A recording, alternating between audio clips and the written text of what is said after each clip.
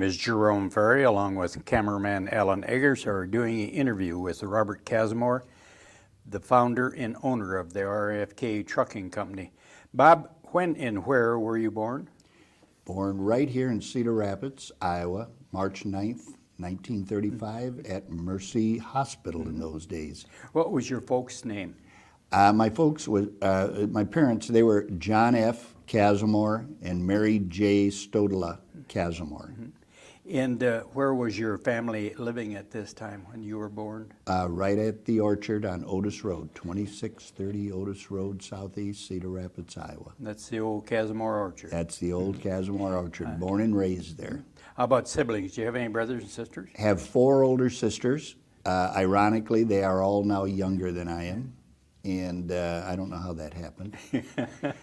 My oldest sister just passed away 2 years ago, right about now. The other 3 are still here with us and doing well. Did your mother work outside the home? In the fields, yes. In the orchard, we had a truck farm, worked outside. Yes, they both my parents worked together out in the fields as we did as children. When you were growing up, were you expected to help out? Were the children, all the kids expected to help out in the orchard? Oh, yes. In the summer and after yes. school? Summer, before school, after school, yes, yes. That's everyone did that in those days. Was this a year-round job for your folks? In the earlier days, my dad actually bought the land in about 1918. And at that time, it was a very heavily wooded oak and walnut wooded area.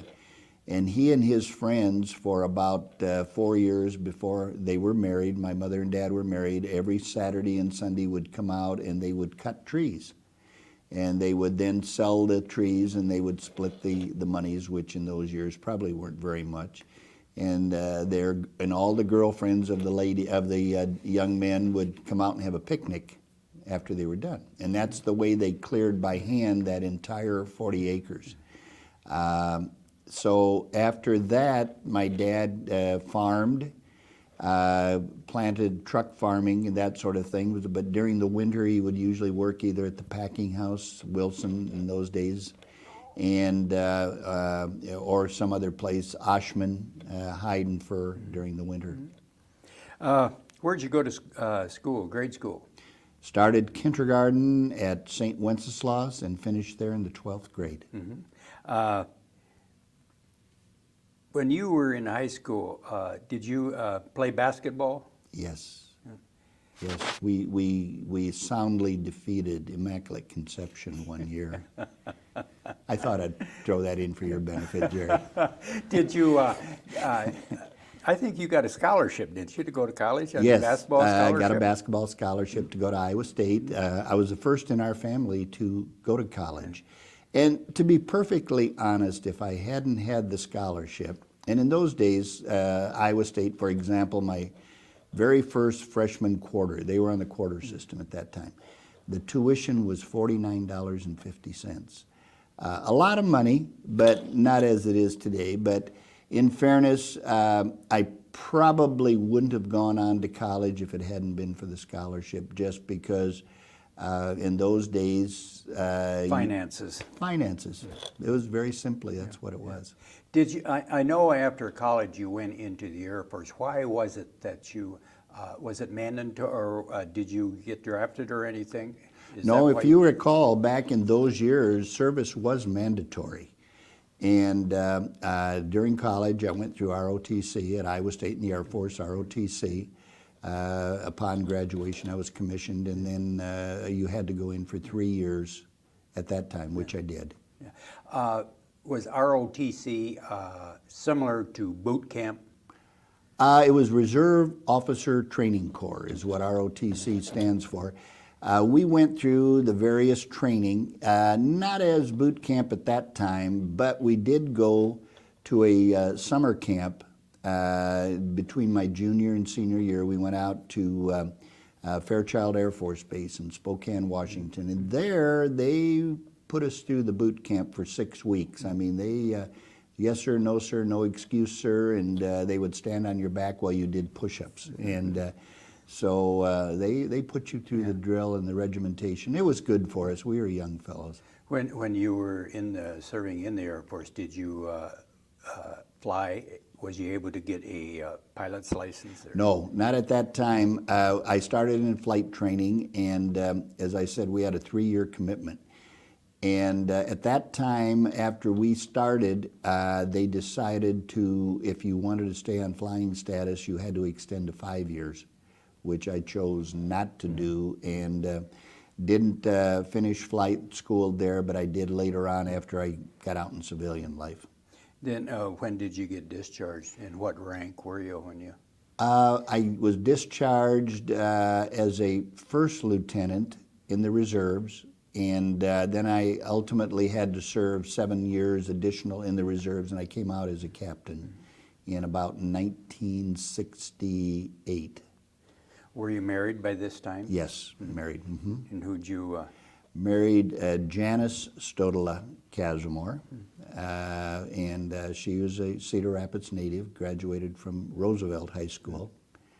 And just in fact, we were reading a little article this morning about the swimming pool, the old rumor about the swimming pool under the cafeteria, and it's there. At this time, Bob, after you got discharged and left the service, were you had you planned on staying in Cedar Rapids? Really, I didn't know. The job market was rather tight at that time, and I had been sent to Collins Radio by the Air Force, so I had a connection with them, somewhat of a connection. And so after I was discharged, I went back to Collins, and I worked there for a year here in Cedar Rapids. In what department? I was in production control. I was a production coordinator. What time? What year approximately was this when you went That to work was for Collins? about 1961. Yeah, would have been 61 to 62. It was the Century Rimfire, the low orbital, as you recall, the low orbital space shot that was out there. How was it that you were assigned by the Air Force to work out of Collins Radio? I was en route from Minot Air Force Base to Goose Bay, Labrador, and I took a leave en route, and I think Cedar Rapids, Iowa popped up on my records, of course, and I was en route, and they reassigned me then short-term to Collins Radio, because overseas assignments, you had to have 18 months left, which I didn't have that much service left, or extend. And I, at the point, was not really all that apt to extend, so they reassigned me here, just I think due to the proximity of Cedar Rapids and Cedar Rapids. And what was your responsibilities at that time when you still with the Air Force? At that time, I worked with the production control people, right where I sort of transitioned into, and I was the liaison with the Air Force and Collins Radio on production control schedules. I would relay back and forth where Alan Shepard, who was the first low orbiter candidate, where he was in his training, and things so small such as his shoe size and his glove size. I mean, those were the things that they were very interested in, and you might remember, because you were there, how small that capsule really was. It was a glove fit, so to speak. And so there were a lot of little details that in today's astronaut world sound a little primitive, and they were. They were. No, there wasn't anyone that knew what they were getting into. I can't believe somebody would get into that thing and say, I hope I get back. Yeah. You know?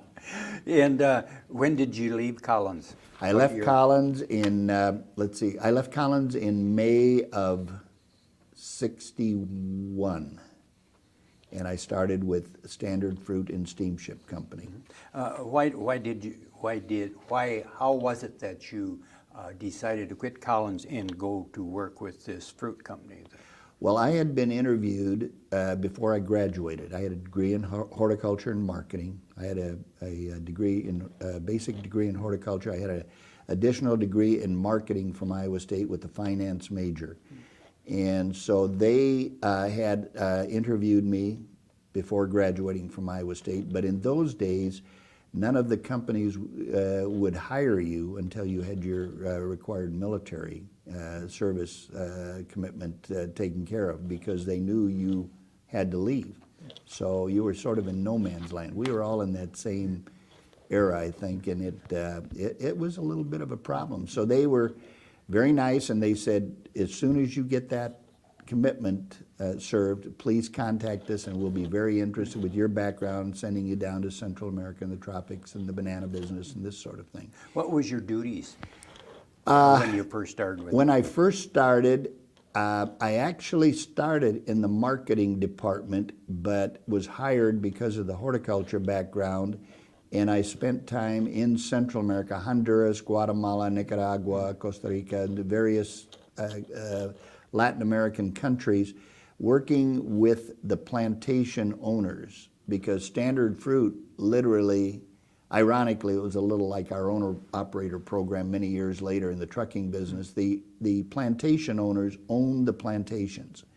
We would commit by the year to help them plant and then help them with information as far as growing problems, diseases, those kinds of things.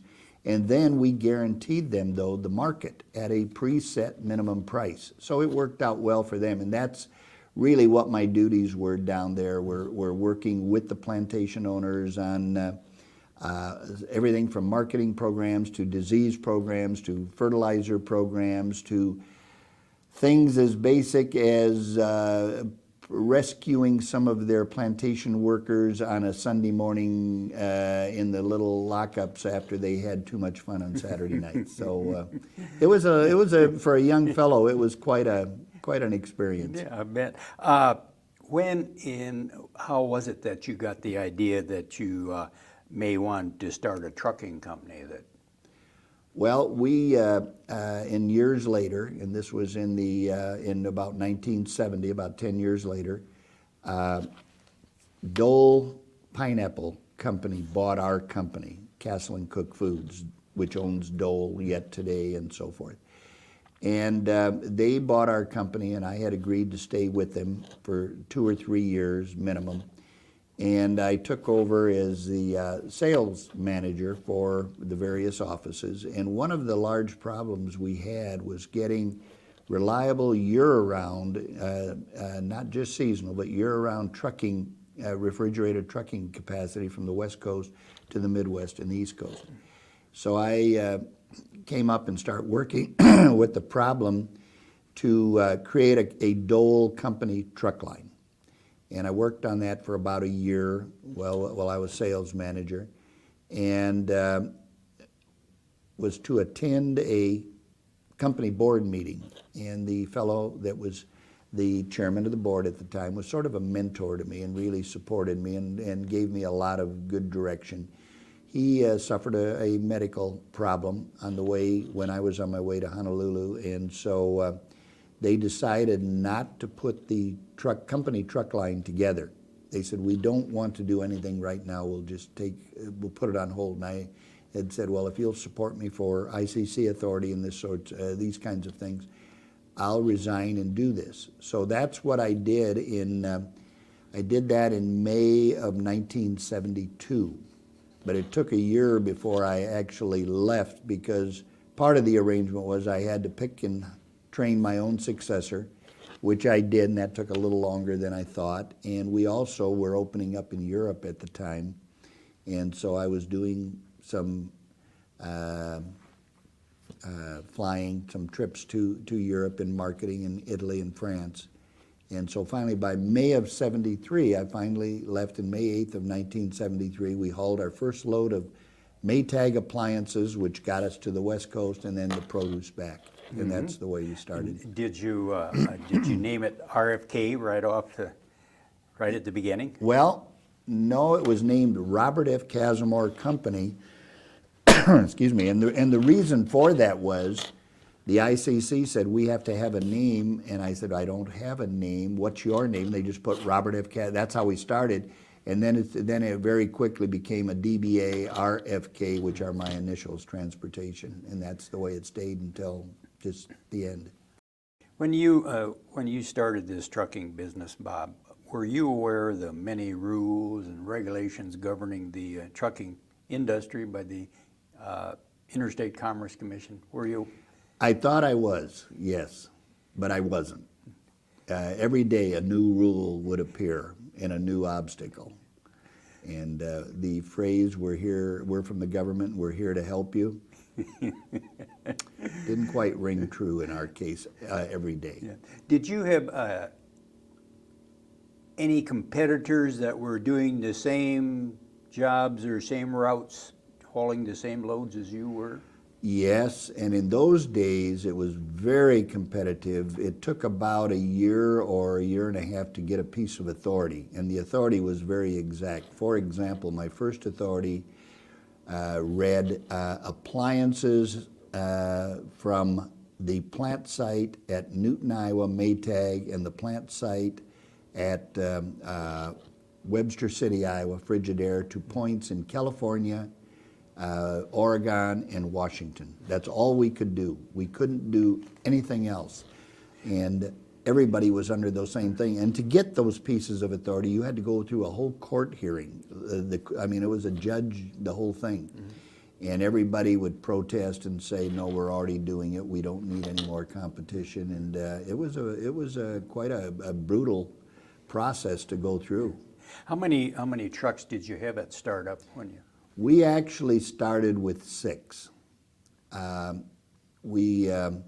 had a attorney from Sioux City, Iowa, George Hirschbach, whose father owned Hirschbach Motor Lines, and he also was an owner of Hirschbach Motor Lines, but he was an ICC attorney. And I had known George in the banana business. We took his father's truck line with about 35 tractors and put together a program where he was hauling out of New Orleans, Gulfport, Mississippi, Biloxi, Mississippi, up to this part of the country, Iowa, Nebraska, Minnesota. And in those days, most of the bananas, the majority, came by rail. And it wasn't very effective. I mean, it would take a week and you would lose cars and these kinds of things. So we proposed to George Hirschbach and his father, Ray, a program, and within 2 years he was up over 200 units, and we loaded them every week. And during that time, we came up with this wild idea of putting bananas in a box in the tropics, because if you remember, the old days, you would walk into a little grocery store and there'd be a stalk of bananas hanging from the ceiling.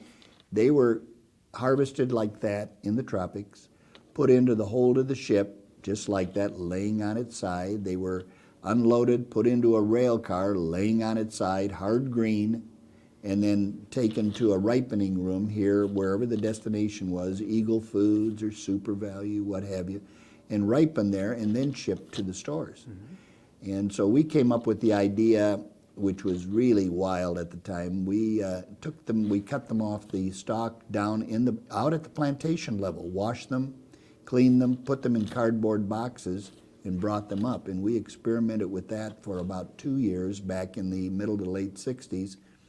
And our big competitor, Chiquita Banana, laughed at us and said, that's the weirdest idea we've ever seen. It'll never work. Well, as you know, today there isn't anything shipped other than in boxes. So it was an idea that worked out pretty well. Were you using independent drivers and leased trucks at this time? Yes, we were. Independent owner operators. Mm-hmm. And we owned all the trailers, they owned their tractors. Regarding tariffs, you had mentioned tariffs. Regarding tariffs and certificates, what would you need, say, to truck a load from Maytag in Newton, Iowa to Louisiana? I think you had talked about. What would you have to have as far as certificates? Well, the first thing you need, of course, was the authority from the Interstate Commerce Commission, which said you could load at the Maytag plant in Newton, Iowa, and go to points in the state of Louisiana. That's the first thing you had to have. Bananas were exempt, so you didn't need authority. They were produce. All produce was exempt. But in addition to that, every state that you operated through in those days, none of the states had a compact. Every state was an individual. So you had to be licensed for a license plate for the tractor and trailer. You had to be authorized with a diesel fuel tax permit in every state, and you had to be insured in every state individually. So we used to have called permit books, and we had big, thick notebook type permit books, and they were separated by state.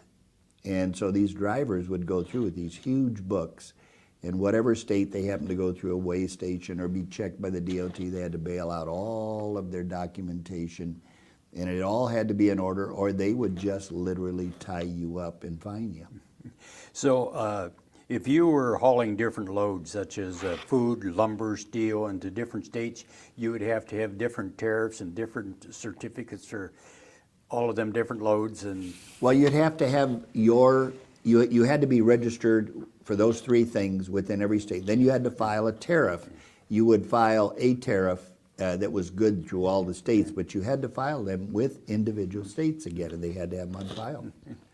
when you started, was this before the trucking deregulation of the 80s, 1980s? Yes, 1973. We were 100% regulated. And when this act was passed, did this help you out?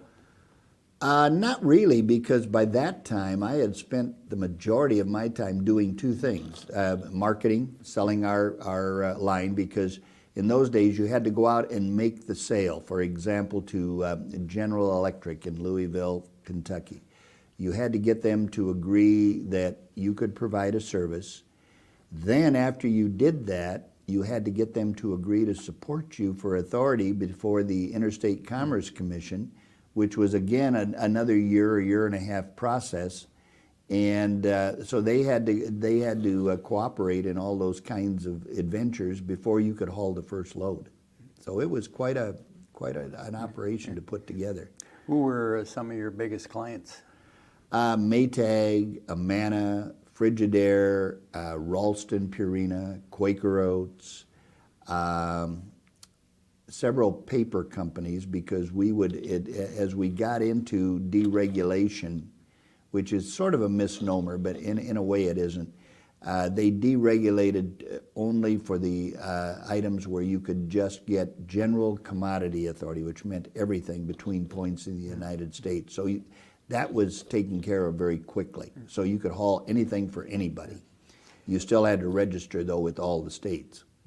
When you started up, did your business require refrigerated trailers? Yes. No. Yes. Did you always try to schedule a return load? Oh, we always have to. Yes. We never ran empty, because just financially, that you can't do that. About this time, you purchased an airplane. Yes. Yes, I did. And got your pilot's license? Yes, I did. What type of a plane was it? The first plane we bought was a Beech Musketeer, little fixed gear aircraft.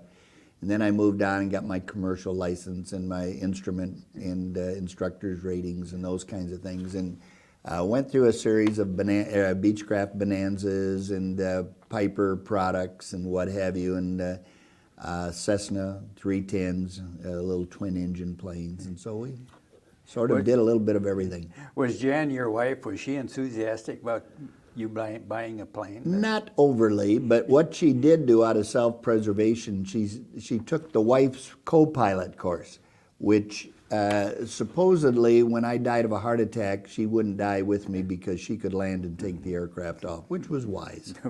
Very wise. How many miles do you suppose you logged? Well, they went by hours, and I had about, I think, about 2,500 hours. Did you ever come close to having a near fatality? No, not a near fatality, but we did have some Scary moments. scary, interesting moments. Lambert Field in St. Louis, my aircraft at full speed would, the one I was flying at the time would true out at about 165 knots, and it was a terrible storm, and I was landing on instruments, and the towers said, "We have an Ozark DC-9 in front of you and one behind you. Can you maintain 160 knots on final?" And I said, "Affirmative, I can do that." I didn't put the gear down, I didn't do anything. I just flew straight down. I wasn't about to stay up there any longer than I needed to. You, I imagine you used your plane in flying all over your Yes. different locations. It was really instrumental in building the company, because I could fly to Indiana, or even there were times I flew to Texas and back, leave very early in the morning, work all day, and then fly back in the evening and be back at night. It really was a instrument, a sales tool. What do you, thinking back, what do you think were some of your best years in the business? Probably, in the very early 80s, 81, 82, 83, right when deregulation hit. Also, that was the time when President Carter just about bankrupted the country. We had 22% interest rates, actually 23, inflation rates of 21 and 22%. It was really more difficult in those 2 or 3 years, people tend to forget, than it is today. Yep. And today is not good. But for example, I purchased some new trailers in 1979 for about $2,850 each. And I operated those until about 1987, and I sold those trailers for about $10,000 each. That sounds like a really good deal, except I had to buy replacements at about $15,000 each. Just inflation, it just went rampant. And automobiles, tractors, equipment, it was all the same. It just prices and inflation just got away from us. Did Jan ever get involved in the business, or? Somewhat. She became licensed and authorized as a Interstate Commerce Commission practitioner, which is an attorney that can only do interstate commerce work in court. And so she traveled with me and did a lot of the Interstate Commerce Commission work, and a lot of it is writing briefs, which she's very good at. She was a journalism major in college, so she was very good at writing. She was a major necessity as far as you were concerned, because you had to have somebody to do all this type of work, and you didn't have time to do it. No, and didn't have time to do it, and it was very expensive to hire it done by outside. Plus, they didn't have the interest, the past knowledge. And again, I was very fortunate to have George Hirschbach as our attorney, because he's not only a good friend, but he really helped Jan getting through to getting her degrees as a practitioner. Did you open any other terminals other than Cedar Rapids? Yes, we did. We had, for many years, had one in Chattanooga, Tennessee, Atlanta, Georgia, Cleveland, Ohio, Cincinnati area. We were outside of Cincinnati, but right in that area. We operated basically, for example, the Chattanooga terminal was basically right next door to Quaker Oats. And we were just like we were here. We were a house carrier for Quaker, which was good for us and hopefully good for them. When the Carrier Act was passed in 1980, was that the end of the trucking regulations, or just the beginning? It was the end of one type of regulation, but the beginning of many, many more regulations. And what happened is the government decided to ease up on entry. More people could get in, and it did knock down freight rates. But it also set in motion a complete new source of income for the various state, local governments, and the federal government. I mean, it ended up being a great source of revenue for them. At the RFK's peak, how many drivers and employees are we talking about? We were up at about 150 to 160 drivers, owner-operators, and company tractors. We then transitioned into, at times we had over 100 company tractors and as many as 400 trailers. In 2007, you merged with West Side Transport. Why did you do this? It was hopefully an exit strategy, because I don't have anyone that was really interested in taking the company over, his family. And I was maturing in age and just wanting to move on to retirement. And the West Side people that I were dealing with at the time were pretty trustworthy. It didn't turn out that way in the long run, but When did you first notice that something wasn't right about this decision you made with West Side? well, it was about 4 months. The merger took place on July 1st of 2007. And in the first week in November of 2007, Don Vogt, the owner, came and fired David McIrvin, their longtime CFO, CEO, and chairman. And that's when I knew there was going to be a problem. Why did you fire him? Wasn't he the lifeblood of the... Totally. Mr. McIrvin is still in court over that. He is not exactly sure why he was fired. But since that time, there has been a rash of firings. It's now 2 years later, and just in the last 3 weeks, 3 longtime 25 and 30-year-old employees have just been fired that were top management, and they don't know why yet. Did he himself know how to run a trucking firm? He grew up in a farm atmosphere, could drive a truck, so he was aware of trucks and that sort of thing. Past high school, I don't believe there was ever any further education in business or anything like that, so I think it was a self-learned and self-taught situation. So where was all your equipment at this time? Scattered all over the United States? All over the United States, yeah. It was because we integrated where they were operating our fleet, and so they continued to use our equipment free without payment, which wasn't good for me, of course. And it took us until from that time he actually closed the company down in June of 2008, but continued. We got the last trailers back in, picked the last one up in Indianapolis that we found in July of 2009. So you had to liquidate all of your rolling stock? Right. We held an auction here locally with the final ones. We sold piecemeal some tractors and trailers before that, but what was left over, we had about 150 trailers left, and we sold them at an auction here at Hawkeye Downs. After all the years and all the effort you put into this, Bob, what was your feelings? Oh, tear your heart out? Or? Yeah, needless to say, it's exactly like a death in the family.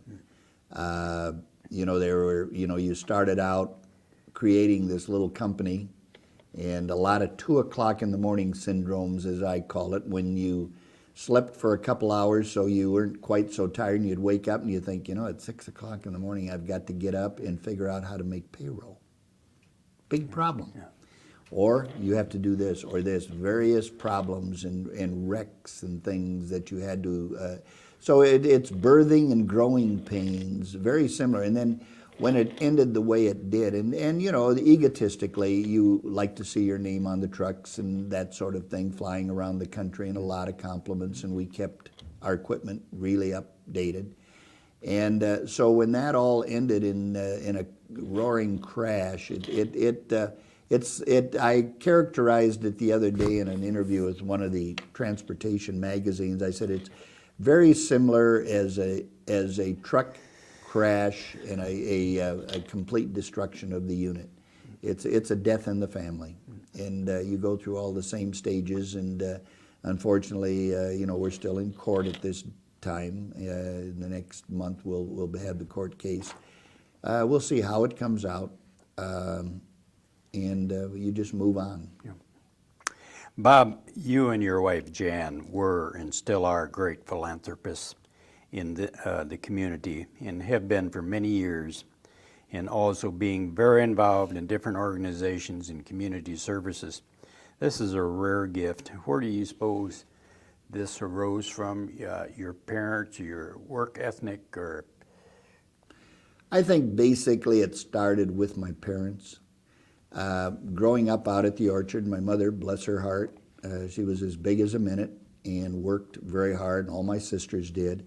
And my mother would take in children, much like people take in dogs and cats today from the parish, where she would help raise kids that lost one parent and the other. In those days, you didn't have daycare and those kinds of things. The parish gathered around. And they were, with their limited resources, they just helped everyone that needed help. And for them to donate and give what they gave was much, much more than Jan and I have given, just because they had less. And they had a large family. Times were very difficult. We grew up out in the orchard. We did not have indoor plumbing nor electricity, but no one else did in the area. I mean, it wasn't there. So we never thought much about it. We lived really well out there, I thought. And so times were very different. You have served on many boards and held so many positions. They're too numerous to talk about here, but I would like to mention some of them. You probably don't remember a lot of them, or too modest to talk about them, but I'm gonna read a good share of them off here. 1972, you were president of the Cedar Rapids Community Theater. Yes. That was interesting because they were bankrupt at the time. And they asked me if I would be president to try to get the theater back so it could stay open, which we did. And we had a lot of help, put together a little group. Leo Pfeiffer, Fed Hedges, Lou Van Nostrand, Bill Quarton. This is a long time ago, we got all these people gathered around, put together a little kitchen cabinet. And a year later, we had all the bills paid off, and we had about $15,000 in the bank, which in those days was unheard of for the community theater. But that was my introduction to the theater. 1974, you served on the old YMCA board. Bill Fletcher headed up the fund drive to put the addition on, which, of course, everything is gone now. Yeah. And several of us were on that committee, and it worked out well. Yeah. 1975, you're on the Linn County Cancer Society. Yes, yeah. That we had. In my mom's side of the family, we had a lot of cancer things, and so you just, when your family is affected by it, you become aware of it. 1978, you're chairman of the Cedar Rapids Public System in declining enrollment. What was this? That Cedar Rapids Public School System, declining enrollment. Okay. Mm-hmm. That was. I was approached by at that time the superintendent was trying to think of his name. He was a good friend. In any event, they had to close schools, so we came up with the plan, held the hearings. And that was not a enjoyable task by a long shot. We, in fact, one of the schools we closed was Hayes School over on the west side, right by where all my relatives, my Bubby, my grandmother, and Yetta grandfather grew up by St. Ludmillas. Hayes School, as a little kid, we used to go down there and play baseball. And we ended up closing that school. And I'll never forget, we held a hearing. And after the hearing was over, this little Czech lady, she was elderly at the time, and I was not quite as elderly as I am now, she came up and she said, "Bobby, your grandmother, your Bubby, would turn over in her grave if she knew you were closing Hayes School. I went, oh, I just melted. I mean, but there were stories like that all the way around. But in those days, the enrollment had dropped so drastically. We had schools that had about less than 25% capacity were filled. We just couldn't support it. 1981, you served on the Cedar Rapids Chamber of Commerce. That was interesting. In 1982, you're vice chairman of the Bank Iowa. That was the old Bohemian Savings and Loan, and that was an interesting position. The Mount Mercy Board of Trustees, chief of the building committee. Well, yeah, I wasn't really asked to be on the Board of Trustees. I was ordered to be on there by Sister Mary Agnes. She was the president of Mount Mercy College before that, and she taught me in the 4th grade. And the phone rang one evening at home, and I said, hello, and she said, Robert? And I said, yes. She said, this is Sister Mary Agnes. And I said, yes, sister. She said, I have decided you will be on the Board of Trustees at Mount Mercy College. And I said, yes, sister. And she said, I would like to have you in my office tomorrow afternoon at 3 o'clock, and I will tell you what your duties are. And I said, yes, sister, and hung up. And I've been on the board ever since. I'm still on the board. In 1983, you served on the Cedar Rapids Airport Commission. Oh, that was another interesting thing. Don Canny, our illustrious mayor, very good friend, and Don and I one day would be on the same side of one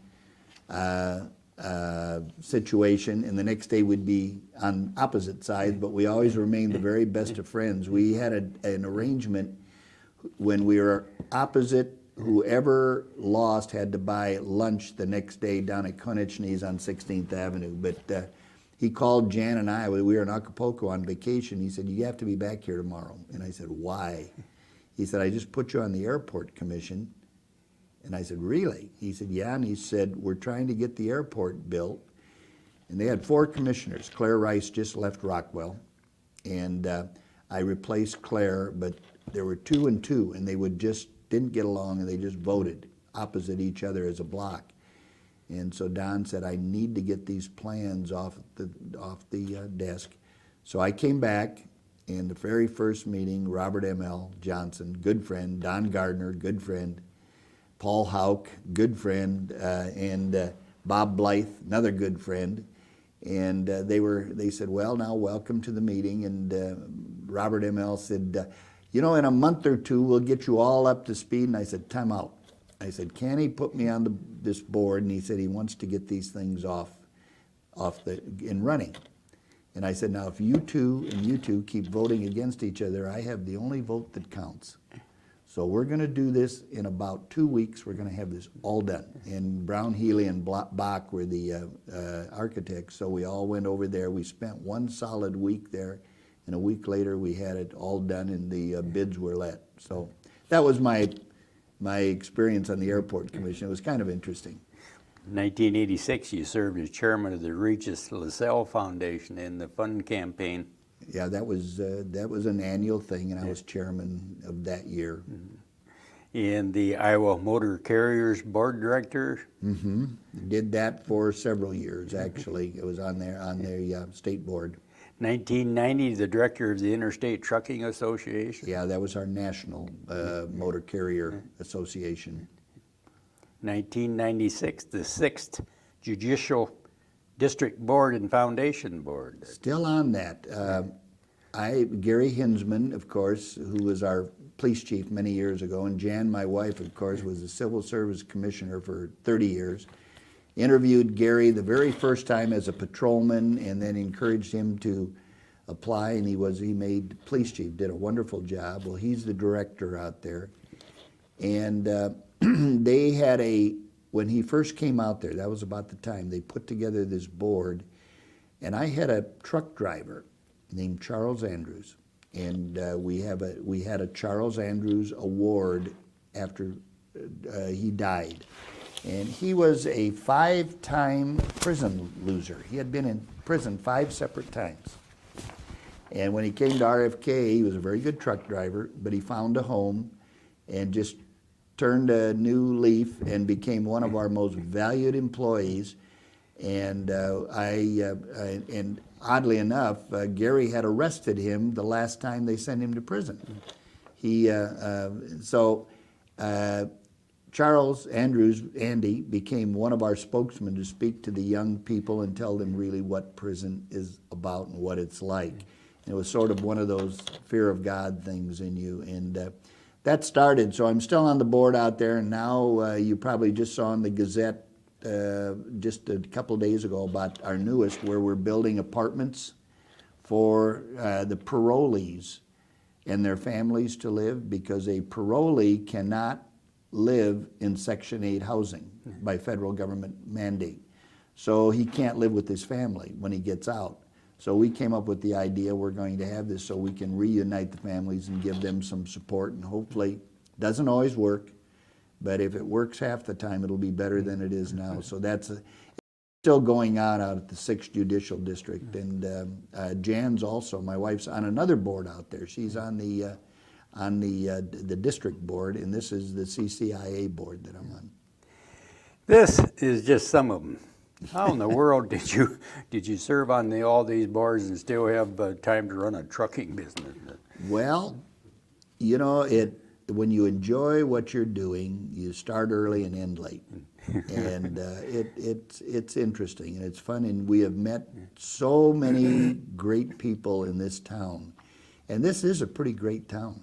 I mean, I think it's very unique. When I was chamber president in the 80s, we bought the building where the chamber is today, and the board did not want to go along with it originally.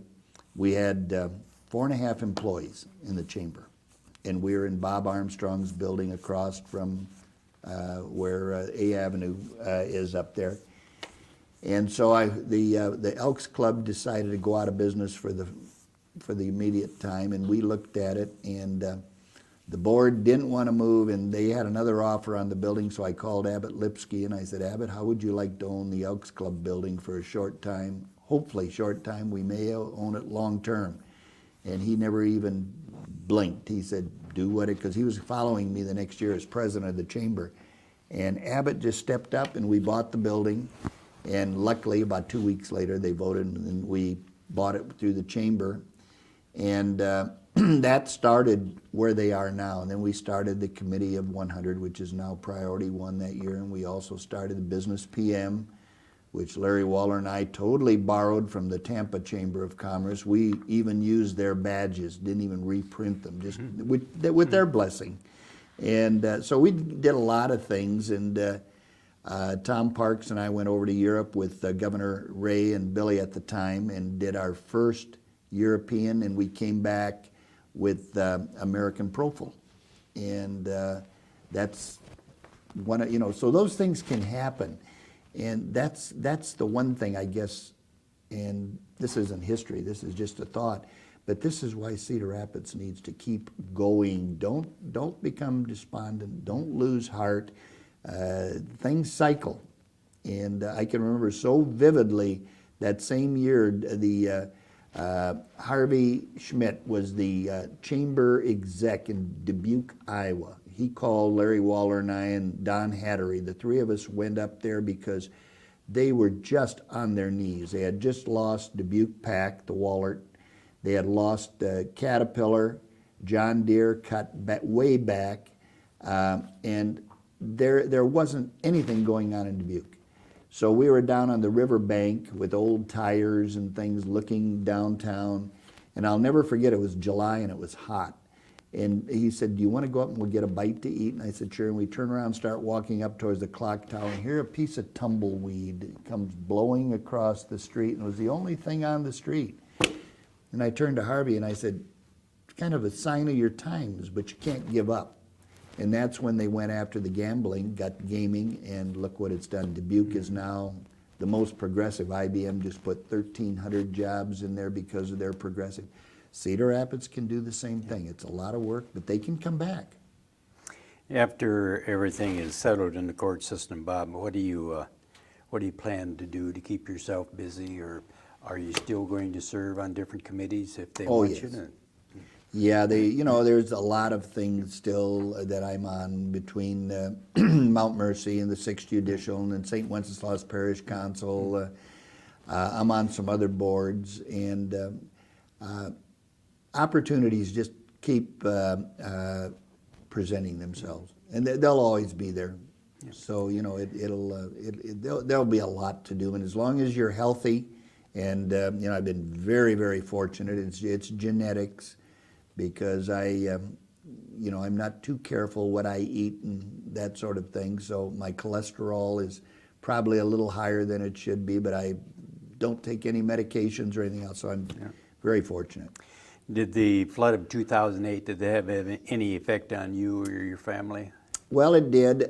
We have an apartment building behind St. Patrick's Church there that was destroyed. We ended up donating that to Four Oaks because they could get FEMA help to rebuild it, which they've done. And part of the arrangement when we donated it was that it would be rented very cost effectively to young mothers that need help. And that's exactly, they're young families and mothers, but basically young mothers that need the help, and they're nice little units, and they can live there, and they're very cost effective for them. How about your family parish, St. Wentz? We were really badly damaged, and if you look at it today, we had a parish council meeting last night downstairs in the meeting hall, and it is gorgeous. It is twice as big as it was. It's totally finished. The church, we did not lose one single thing. The church was built in 1904. All of the pews were hand carved at the ends. All of the layouts. They all look alike, but if you actually measure everyone, they're all a little different because they're hand carved. Well, we got the pews up within 48 hours after the flood, and a lot of ladies of the parish, we set up assembly lines with big plastic tubs and bleach and water, scrubbed them down. We had the help of a lot of the kids in the area from Prairie High School and Linn and Xavier, and they just had a ball. We hooked up generators, and the kids were having fun drying the pews off with hair dryers and also chasing each other. They were sorry when we were done. But we managed to save all those things. We had to tear all the floors out, replace all the wood floors, and then recarpet, do all those kinds of things. We've got over 20,000 donated hours from all over the country. It's amazing who stepped up. And one of the really funny things that I thought, one of our largest contributors of time and hours from around the country individually were Presbyterian churches. They came to help this little Czech Catholic church. And the young people that they sent from everything, we had them from Notre Dame, we had them from all over. Everybody just worked so hard, and they were so helpful, and they enjoyed it so much. And I mean, it was not a clean job. They hauled 2,000 tons of rock and muck out of the basement, out in 5-gallon buckets by hand.